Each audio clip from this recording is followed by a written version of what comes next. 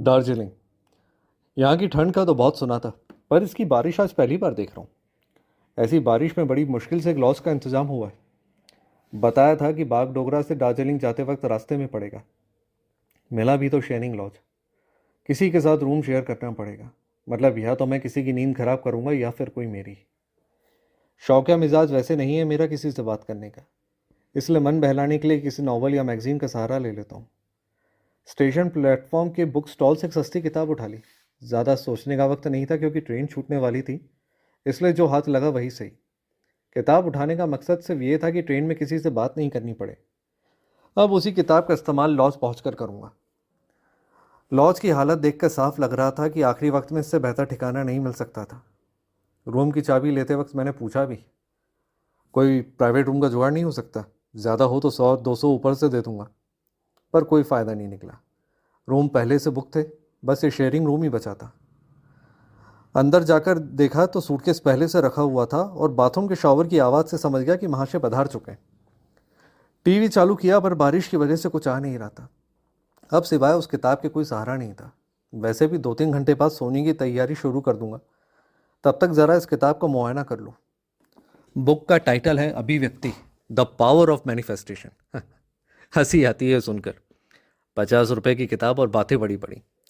लग रहा था कोई पक्का सेल्फ हेल्प बुक होगी।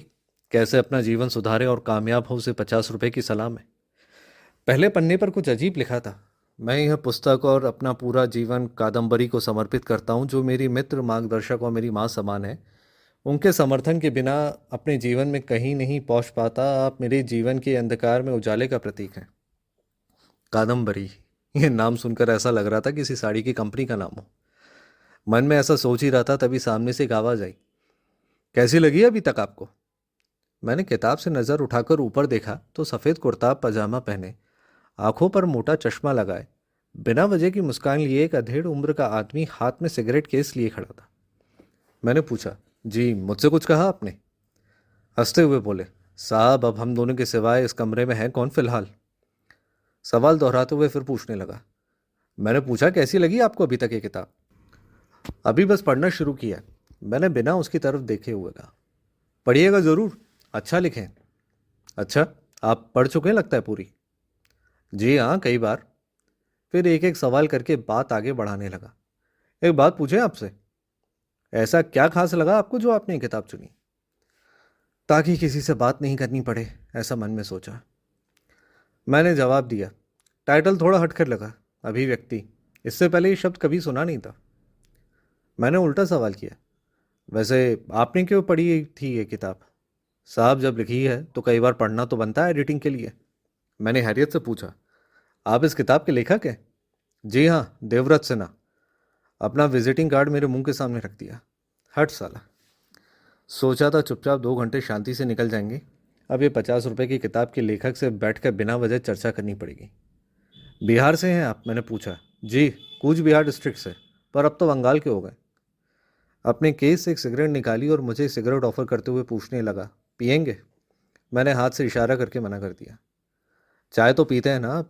हमने खुद के लिए ऑर्डर किया था। ज़्यादा आइए, आप भी पीजिएगा। मैंने सर हिलाकर चाय के लिए हाँ कर दिया। चाय का कप हाथ में उठाया था कि फिर एक सवाल शुरू। यहाँ दार्जिलिंग काम से आए हैं या घूमने? दरअसल दोनों। घूमना ही मेरा काम है। खुद का छोटा बिजनेस है, ट्रैवल एजेंसी का। और आप क्या करते हैं? कुछ नहीं साहब, लेखक भी शौकिया है। दादा परदादा का 2 रुपये सैकड़ा ब्याज का काम था, उसी का ब्याज खा रहे हैं अभी तक। करने के लिए कुछ खास है नहीं, शादी किए नहीं, इसलिए समय ज़्यादा था काटने के लिए। थोड़ा बहुत लिख लेते हैं, कहीं हिल स्टेशन आ जाते हैं तो थोड़ा लिखने की प्रेरणा मिल जाता है और घूमना भी हो जाता है। हमारी दादी कहा करती थी कि मन में कुछ बात रहती है तो किसी भी तरह से कह डालो, वरना मर गए तो बातें भी आपके साथ दफन हो जाती हैं। इसलिए किताब लिख डाली। पर इस किताब से कोई रोजगारी नहीं चलता हमारा। हमने तो कभी जानने की भी कोशिश नहीं की कि इतने लोग पढ़ चुके हैं। हमारा मकसद तो एक किताब लिखने का कुछ और था। मैंने बात काटते हुए पूछा, ये अभिव्यक्ति के बाद ब्रैकेट में द मैनिफेस्टेशन क्यों लिखा आपने? हमें लगा लोगों को अभिव्यक्ति का मतलब समझ नहीं आएगा। अच्छा, तो मैनिफेस्टेशन का मतलब आ जाएगा। हंसते हुए बोले, अजी अब जब दोनों ही समझ नहीं आएंगे तो किताब इसी चक्कर में खरीद लेंगे पढ़ने के लिए, जैसे आप खरीदें। अभिव्यक्ति का अर्थ है अपनी इच्छा और लक्ष्य को केंद्रित विचार और विश्वास के माध्यम से वास्तविकता में बदल देना। मेरे अंदर थोड़ी जिज्ञासा जगी। आप इसमें विश्वास करते हैं, मैनिफेस्टेशन में? आपको लगता है कि आपके बिलीफ सिस्टम से कोई चीज़ जिंदा या हासिल हो सकती है? बिल्कुल। जोसेफ मर्फी, एक मशहूर मनोवैज्ञानिक, ने भी इसका उल्लेख किया अपनी किताब में। कैसे लोगों ने सिर्फ इसी विश्वास के आधार पर बड़ी बड़ी बीमारियों से निजात पाई है। काफ़ी लोगों ने अपना जीवन सुधारा है इस थ्योरी के आधार पर। मैंने पूछा, तो फिर आपकी किताब में ऐसा क्या अलग है? हमारा अनुभव यही अलग है, और कुछ नहीं। ऐसा ही हमारा एक अनुभव का नाम है कादम्बरी। आपने लगता है अभी तक पढ़ना चालू नहीं किया। मैं पढ़ ही रहा था, क्या पता कि सीधे मुलाकात लेखक से हो जाएगी। अब डायरेक्ट आपके मुंह से ही सुन लेता हूँ। फिर से सिगरेट का केस हमारे सामने बढ़ाते हुए बोले, सुनिएगा। मैंने एक सिगरेट जलाई और बोला, एक एक कप चाय और बोलते। उसने मुस्कुराकर हाँ भर दी। मैंने कहा, चलिए बताइए, कौन है ये कादम्बरी? मेरी दादी की सहेली कादम्बरी। कुछ साल पुरानी बातें हमारे गांव बैराठी की, जहां हमारा बचपन बीता। माता पिता राजपुर में रहते थे और हम यहाँ अपने चाचा चाची और दादी के साथ रहते थे। चाचा ज़्यादातर खेतों में अपना समय बिताते थे और चाची हमें ज़्यादा पसंद नहीं करती थी। ऐसा हमें समझ में आने लगा था। वो ज़्यादातर अपने कमरे में बंद रहती थी और ना हमसे और ना ही दादी से बात करती थी। हमारे चाचा चाची की कोई संतान नहीं थी, शायद इसलिए उनसे खास लगाव नहीं हो पाया। हमारा लगाव वैसे भी शुरू से ही दादी के साथ था। बदकिस्मती से जब हम 10 साल के थे तो दादी बिस्तर पकड़ चुकी थी। पिताजी ने बताया कि पेट में ट्यूमर है। दादी हमसे बहुत प्यार करती थी, देवी इसी नाम से हमें बुलाती थी। उनके देखा देखी गांव वाले भी हमें इसी नाम से बुलाने लगे। स्कूल में बच्चे हमें इस नाम से चिढ़ाते थे, कहते थे ये तो लड़कियों का नाम है। पर अगर हमने दादी से शिकायत कर दी तो वो उनके घर लड़ने तक पहुंच जाती थी। हमारी दादी से पूरा बैराठी डरता था। मजाल है कोई उनके सामने बिना घूंघट किए निकल जाए। यहाँ तक कि हमारे पिता भी उनके सामने हमें डांटने से कतराते थे। पर जब से उनकी तबीयत बिगड़ी, कहीं बाहर नहीं जा पाती थी। आखिरी वक्त में उन्हें बहुत तकलीफ थी। एक दिन जब स्कूल से लौटे, क्योंकि एक बच्चा हमें बहुत सताता था, दादी दर्द से करा रही थी और जैसे ही हमने जाकर अपना दुखड़ा सुनाया तो बहुत चिल्लाई हम पर। जब देखो हर बात पर मुंह फुला लेता है। हम भागकर ऊपर छत पर गए और खूब जोर जोर से रोए। हमारे रोने की आवाज़ नीचे तक जा रही थी। 2 रातें बीत गई, हम उनके पास नहीं गए गुस्से की वजह से। फिर एक रात उन्होंने हमें बुलाया, देवी इधर तो आ जरा अपने दादी के पास। हम सहमते हुए उनके पास गए। क्यों रे, 2 दिन बीत गए, एक भी बार नहीं आया अपनी दादी को देखने? हमने घबराते हुए कहा। हमें लगा फिर गुस्सा करोगी। अपनी दादी का थोड़ा गुस्सा नहीं बर्दाश्त कर सकता। बिल्कुल अपने बाप पर गया है, वो भी ऐसे ही मुंह फुला लेता था। बता जरा क्या हो गया तुझे, कौन सता रहा था? हमने अपना दुखड़ा सुनाना शुरू कर दिया। वो एक लड़का है 2री क्लास का, हमारा टिफ़िन खा जाता है और जब हम गुस्सा करते हैं तो कहता है देवी माँ गुस्सा हो गई। सबको बोलता है दादी का पिट्ठू है। उस दिन जब हम खाना खा रहे थे तो हमारे टिफ़िन में मिट्टी डाल दी। दादी हैरान होकर बोली, अच्छा ठहर जरा, मेरा डंडा लेकर आ, अभी चलते हैं उसके घर। हमने मासूमियत से जवाब दिया, अभी नहीं दादी, अभी बहुत रात हो गई है, कल खबर लेना उसकी। कल? कल तो मुझे अस्पताल भर्ती कर देंगे, तेरे पिता आ रहे हैं लेने। तेरी दादी का बड़े अस्पताल में इलाज होगा ताकि जल्दी ठीक हो जाए। फिर उस लड़के की और उसके घर वालों को देख मैं कैसे ठीक करती हूँ। तो फिर हम भी चलेंगे तुम्हारे साथ, हमें नहीं रहना है इस स्कूल में, यहाँ के बच्चे अच्छे नहीं हैं। दादी बोली, तेरा इम्तिहान आने वाले हैं ना, वरना तुझे भी ले चलती अपने साथ। कुछ दिन अपने चाचा चाची के साथ रह, आती हूँ फिर लेने के लिए तुझे। और तब तक उन बच्चों का क्या जो हमें परेशान करते हैं, उनको कौन देखेगा? कादम्बरी है ना, वो देख लेगी उन सबको। कादम्बरी? कादम्बरी कौन दादी? दादी मुस्कुराते हुए बोली, अरे तुझे कादम्बरी के बारे में नहीं पता? अपने घर में ही तो रहती है, पीछे बाड़े में जो कबीट का पेड़ है ना, उसी के ऊपर। कहाँ दादी, हमें तो आज तक नहीं दिखी। ऐसे ही थोड़ी दिखती है, उसे जब तक बुलाओ नहीं तब तक नहीं आती। हम बुलाएंगे तो फिर आएगी।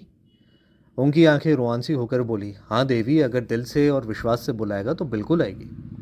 जैसे ही आए तो बताना हमारा नाम, कहना उनका पोता हूँ। ये कौन है दादी? तेरी दादी की बचपन की सहेली, पीछे बाड़े में जो कबीट का पेड़ है ना, उसी में रहती है और सिर्फ तेरी दादी को दिखती है और अब से तुझे भी दिखेगी। जब भी कोई परेशान करे तो शाम को जाना, उस पेड़ के पास जाकर बोलना, कादम्बरी माँ, ऐसे 3 बार, और जो भी परेशान करे उनको बताना। अब से वही सबकी खबर लेगी। और ऐसा कहते हुए उन्होंने हमारा माथा चूम लिया। सुबह हुई और दादी चली गई हमारे पिता के पास। हमें नहीं पता था कि आखिरी बार दादी को सुन रहे थे। बस अपने इम्तिहान ख़त्म होने का सोचते रहते कि कब दादी के पास जाएंगे। कुछ दिनों बाद फिर वही हरकत हुई हमारे साथ। वो बच्चा फिर हमें चढ़ाने लगा। इस बार जैसे ही ख़त्म हुआ स्कूल, हम पीछे बाड़े में गए और ज़ोर ज़ोर से चिल्लाए, कादम्बरी माँ, वो लड़का हमें परेशान कर रहा है, हमें खाना खाने नहीं देता, हमारा टिफ़िन लेकर भागता है। बहुत गुस्सा था हमारी आवाज़ में। पर पता नहीं क्यों चिल्लाने से अंदर का गुस्सा शांत हो गया और हम इस भरोसे से कि अब सब ठीक हो जाएगा अंदर चले गए। पर कुछ फ़ायदा नहीं हुआ। अगले दिन वो लड़का फिर हमें परेशान किया। हम फिर उसी पेड़ के पास जाकर ज़ोर ज़ोर से चिल्लाए उनका नाम और फिर शिकायत की उस लड़के की। अगले दिन फिर वही हुआ। इस बार हम गुस्से से जाकर उस पेड़ पर ज़ोर से चिल्लाए, जब हमारी मदद नहीं करनी थी तो ऐसा क्यों झूठ बोला दादी को? आने दो दादी को, बोलेंगे कि दादी झूठी है और तुम भी झूठी हो। कोई नहीं रहता इस पेड़ के ऊपर। हम जा रहे हैं, कभी नहीं आएंगे तुम्हारे पास। जैसे ही हम मुड़े तो हमें पत्तों की आहट सुनाई दी। ऐसा लग रहा था कोई उन पत्तों को हटाते हुए हमसे बात करना चाह रहा था।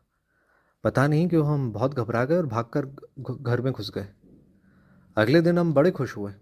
वही लड़का, उसके पिता का तबादला दूसरे गांव हो गया और बाकी का स्कूल वो बैराठी भी नहीं करेगा। हम इतने खुश हो गए और स्कूल से भागकर सीधे उस पेड़ के पास गए और जोर से चिल्लाए, कादम्बरी माँ, थैंक यू।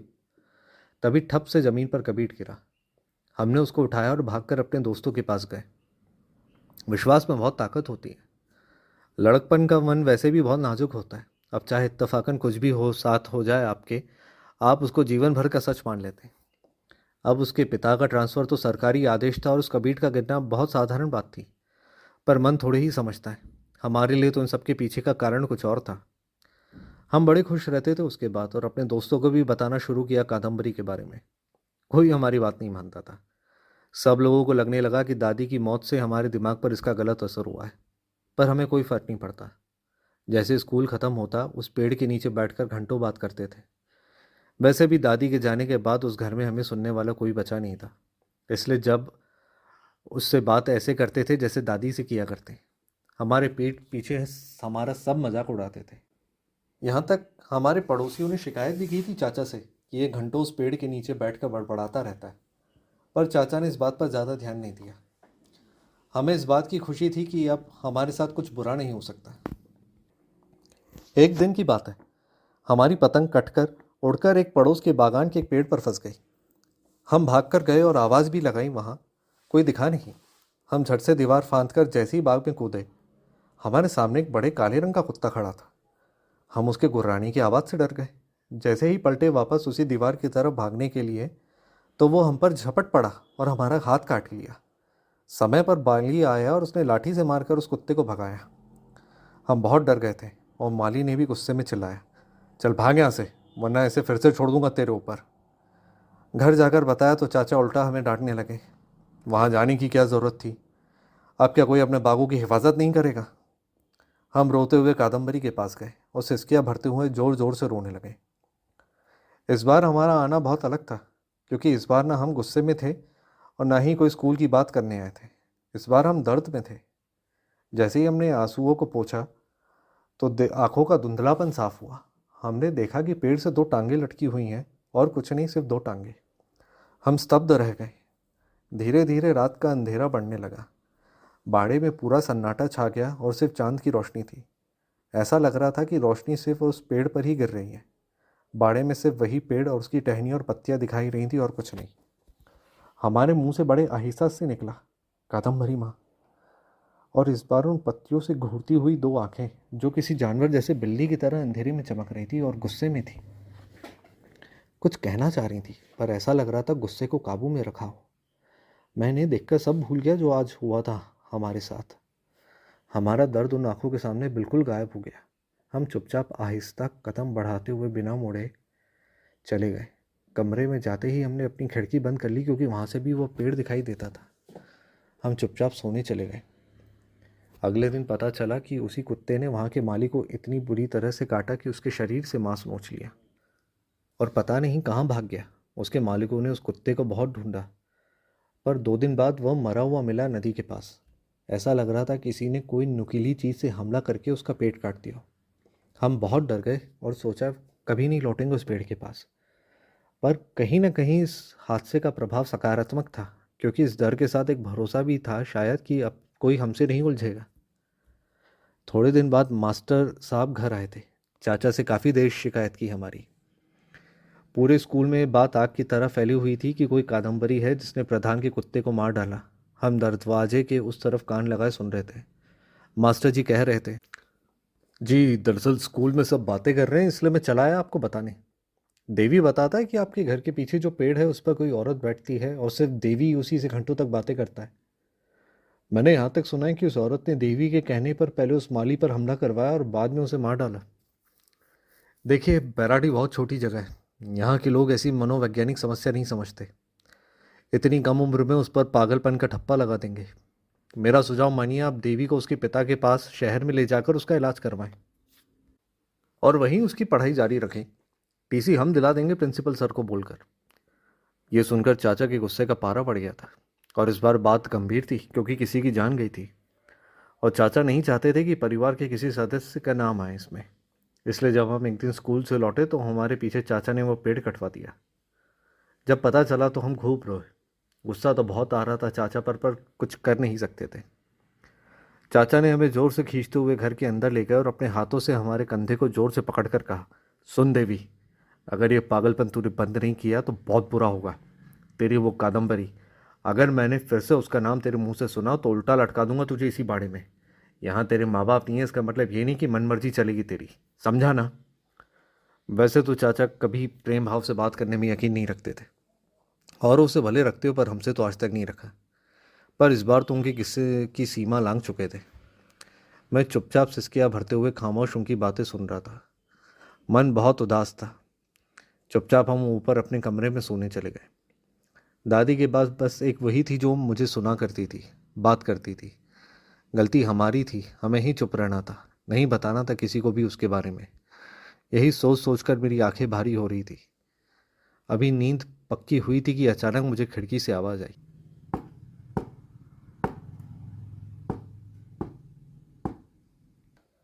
मैंने करवट बदलकर सोने की कोशिश की, पर फिर से वही आवाज़ आई।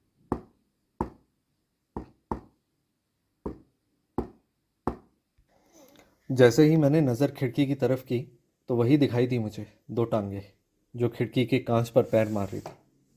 ये देखकर अचानक हमारे चेहरे पर मुस्कान आ गई और हम धीरे धीरे नींद की गोद में सो गए।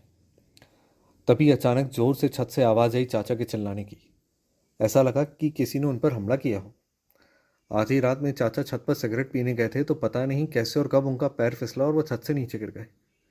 आस पड़ोस के लोग इकट्ठा हो गए और उन्हें लेकर अस्पताल गए। डॉक्टर ने बताया कि शायद नशे की हालत में थे इसलिए, पर हम सब जानते हुए भी चुप थे। यह कोई हादसा नहीं था, हम जानते थे इसका कारण कुछ और था। पड़ोसियों ने पुलिस को भी बुला लिया। लोगों को लगा यह आत्महत्या का मामला हो सकता है। इधर उधर जब पुलिस ने पूछताछ की तो पता चला कि जिस रात ये हादसा हुआ था वो बहुत गुस्से में थे और अपने बाड़े में जो एक पेड़ जो सालों से लगा हुआ था उसे कटवा दिया, हमारी वजह से। हम तो पहले से ही बहुत सहमे हुए थे, पर पुलिस को देखकर और डर गए थे और पड़ोसियों ने हमारा पूरा चिट्ठा भी खोल दिया था पुलिस के सामने। हमें पता नहीं क्यों लगा कि सब सच बता दें। मैंने कांपते हुए बताया। छत पर चाचा अकेले नहीं थे, कादम्बरी भी थी उनके साथ। मैंने खिड़की से देखा था, वो उड़कर छत पर जा रही थी और उनकी आवाज़ भी सुनाई दे रही थी। चाची ने पुलिस को बताया कि हमारी दिमागी हालत ठीक नहीं है हमारी दादी की मौत के बाद। यह सब हमारा वहम है और कुछ नहीं। और इस तरह चाचा की मौत को दुर्घटना मानकर केस बंद कर दिया। चाचा की मौत की खबर सुनकर अगले दिन हमारे माता पिता बैराटी आए। तब हमारे पिता को पहली बार कादम्बरी के बारे में पता चला। बहुत परेशान हो गए थे। उन्होंने हमें समझाने की भी कोशिश की, पर हम क्या करते, जो सच हुआ था वही तो बता रहे थे।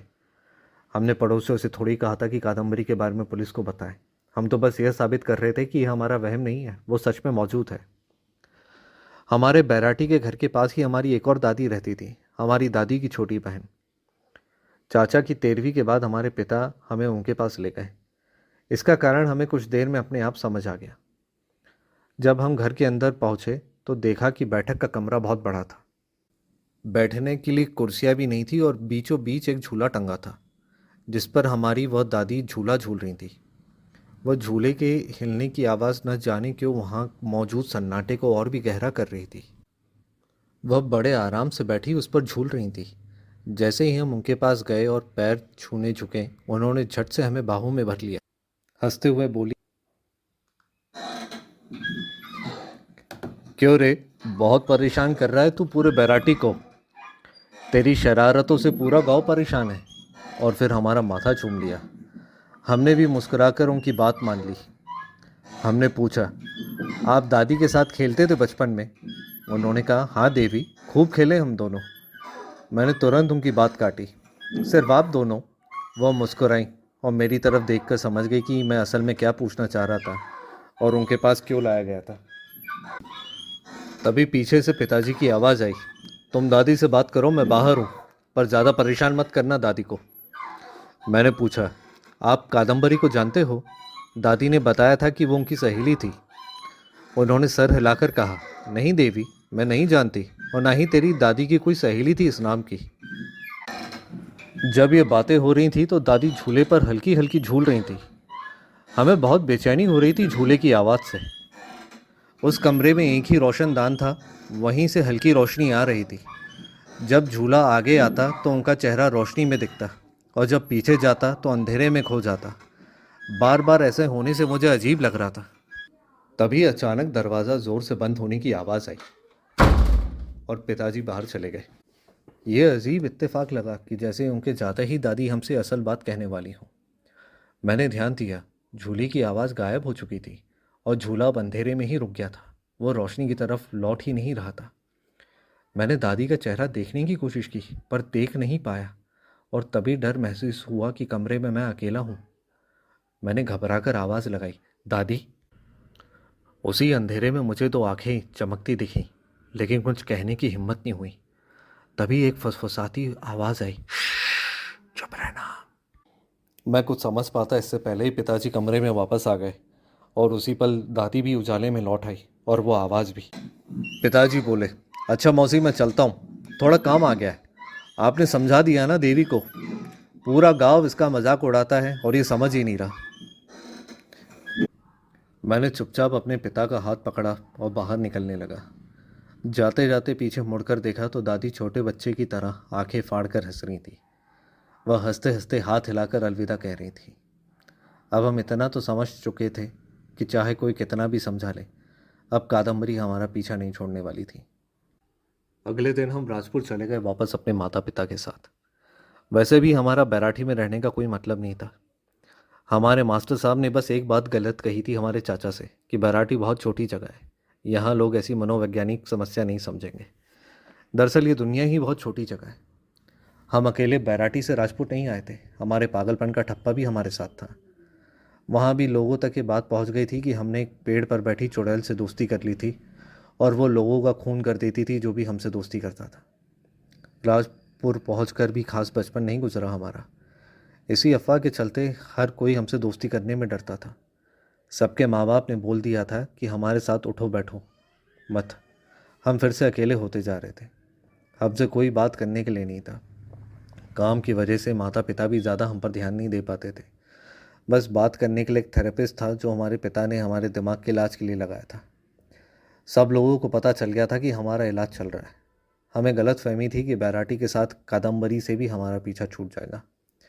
हमें तब भी वह दिखती थी, पर हमने ठान लिया था कि किसी को कुछ नहीं बताएंगे उसके बारे में। यह पागलपन का ठप्पा जो हम पर लग चुका था, हम उसे मिटाना चाहते थे। हम चाहते थे हमारे भी दोस्त बने, हमसे भी कोई बात करे। कादम्बरी के आने से हमें यह लगता रहा कि हमसे कोई कभी कभी दुश्मनी नहीं करेगा, पर यह नहीं पता था कि हमसे कोई दोस्ती भी नहीं करेगा।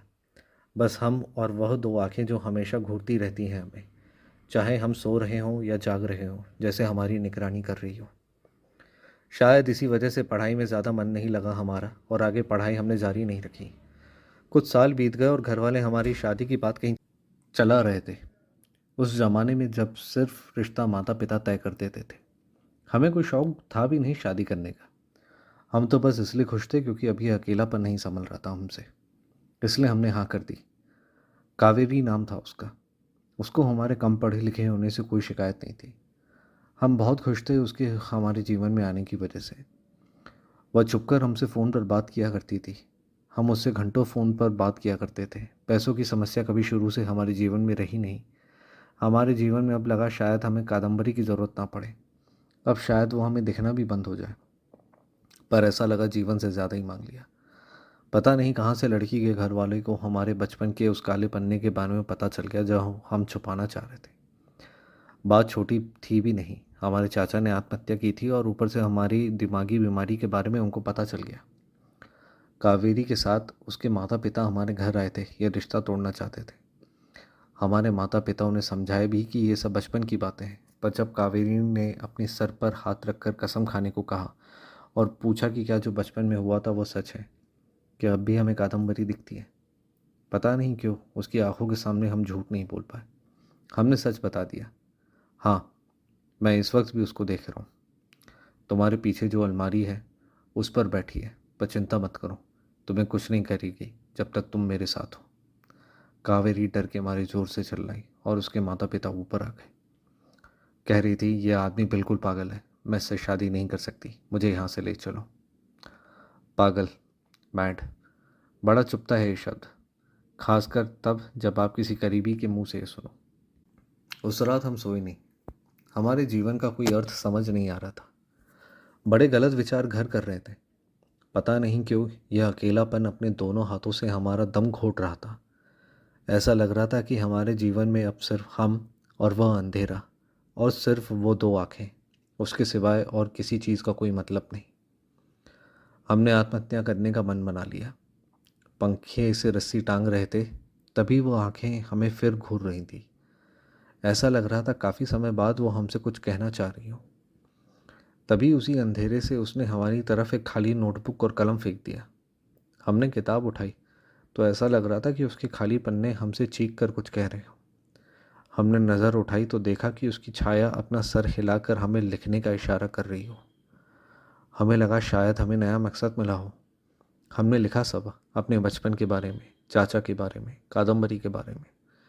हमें समझ आ गया कि लोग हमें पागल इसलिए कह रहे हैं क्योंकि अभी तक सिर्फ उसको हमने देखा है, पर अगर हम उसके बारे में लिखेंगे तो ये किताब पढ़ने वाले भी उसमें यकीन करेंगे। अगर वो सबको दिखने लगे तो शायद अब कोई हमें पागल नहीं कहे, शायद कावेरी भी हमें पागल ना समझे। दादी कहती थी कि विश्वास में बहुत ताकत होती है।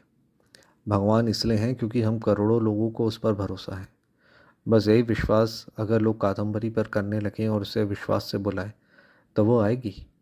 बस यही सोचकर मन ही मन खुश हो रहे थे। उन लोगों का मुंह देखना चाहते थे जब उन्हें कादम्बरी दिखेगी, तो अब हम हंसेंगे उनके ऊपर। बस लिखते गए और ये किताब एक दिन पूरी हो गई। कैसी लगी आपको? मुझे लगा बीच में सो तो नहीं गए आप। चाय बुलवाऊँ आपके लिए? नहीं शुक्रिया। तो किताब ख़त्म? जी हाँ, जो आपको सुनाया है वही लिखा है। अच्छा, तो मुझे मकसद नहीं आया समझ में आपके किताब लिखने का। क्या आप कोई कल्ट शुरू करना चाह रहे हैं किसी कादम्बरी के नाम से? और ये कादम्बरी है कौन? कोई देवी या पिशाचिनी? हमने बताया था ना शुरू में, हमारी दादी की सहेली है। तो आपने ये किताब इसलिए लिखी है ताकि लोगों को वो दिखे और आप अपनी बात को साबित कर पाएँ। आपको इतना भरोसा है कि ये किताब की मदद से वो औरों को भी दिखेगी। वो गुस्से में गरजते हुए बोला, जब तुम लोगों ने उस भगवान को देखा नहीं फिर भी मानते हो कि वो सब ठीक कर देगा, तो मैंने फिर भी उसे कुछ तो देखा है। और अगर उन करोड़ों में से 1000 भी मेरी किताब पढ़कर इसे मान ले तो क्या पता वो और दिखने लगे। मुझे लगता है उसकी शक्तियाँ भी बहुत सीमित हैं, पर जितने लोग उसमें विश्वास करने लगेंगे उसकी आकृति उतनी ही मजबूत होगी और वो पूरी दिखाई देने लगेगी। क्या पता वो कोई भी रूप धारण कर ले, मनुष्य का या किसी जानवर का। बस एक बार लोग उसमें विश्वास करने लगे तो क्या पता वो क्या नहीं कर सकती। मैंने कहा, अच्छा, इसलिए लिखी है आपने ये किताब, ताकि आप नया धर्म शुरू करना चाहते हैं? ये सब प्रोपागंडा है साहब। मुझे नहीं लगता आप ये साबित करना चाहते हैं कि आप मानसिक रूप से ठीक हैं। जी हाँ, बिल्कुल ठीक कहा आपने। विश्वास का धर्म, वह चीज़ जो आप देखे हो उसी पर विश्वास करो। अगर भगवान को देखा है तो उसमें विश्वास करो। अब चाहे लोग हमें पागल कहें, पर हम तो उसी को मानेंगे जिसे हमने देखा हो। मैं अपनी हंसी नहीं रोक पा रहा था। मैंने ठहाके लगाते हुए कहा, बुरा मत मानिएगा, पर बड़ी अजीब कहानी है आपकी। आपने बचपन में भूत को पेड़ पर लटके हुए देखा और बाद में सोचा कि आप इस पर किताब लिखेंगे तो वो औरों को भी दिखेगा, और आपको यह लगता है कि इसके पीछे का कारण आपकी मैनिफेस्टेशन की थ्योरी है। मैं अपनी हंसी नहीं रोक पा रहा था, पर फिर भी उसके चेहरे पर कोई भाव नहीं थे। ऐसा लग रहा था कि मेरी बातों का कोई असर नहीं हुआ हो। मैंने बात काटते हुए कहा, अच्छा, क्या आप अभी उसको देख पा रहे हैं? बड़े इच्छुक लग रहे हैं आप ये जानने के लिए। एक काम कीजिए, उसी से पूछ लीजिए, आपके पीछे ही है। उसका ये कहना ही था कि उसके चेहरे पर वो शैतान भरी मुस्कान लौट आई और पीछे से जोर से हवा का झोंका गुजरा। मुझे पता नहीं क्यों ऐसा लगा कि कोई पीछे खड़ा है। मैंने तिरछी नज़रों से देखा तो मुझे ज़मीन पर एक परछाई दिखी, एक औरत की छाया जो मेरे पीछे खड़ी हो। मैं बहुत घबरा गया था ये सब देखकर। मैं अपनी गर्दन नहीं मोड़ पा रहा था।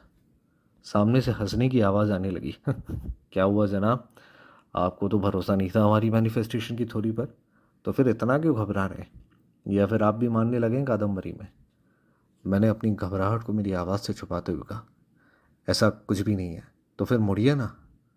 मैंने हिम्मत करके जैसे ही मुड़ा तो पीछे कुछ भी नहीं था, सब खाली पड़ा था। तभी अचानक सामने से एक आवाज़ आई, किसी औरत के हंसने की।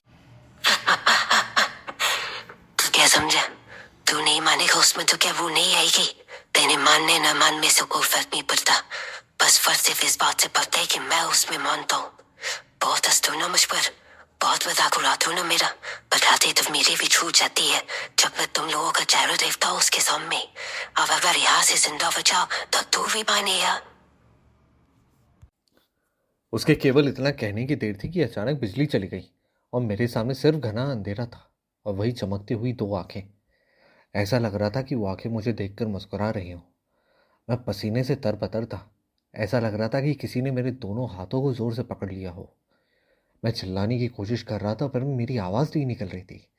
तभी अचानक आवाज़ आई दरवाजे को खटखटाने की और मेरे अंदर की दबी हुई चीख निकल गई। उसी वक्त उजाला हुआ और लाइट आ गई। मैंने देखा पूरा कमरा खाली था, सिर्फ मेरा सूटकेस रखा हुआ था। दरवाज़ा अभी भी कोई खटखटा रहा था। मैंने दरवाज़ा खोला तो एक महाशय सामने खड़े थे।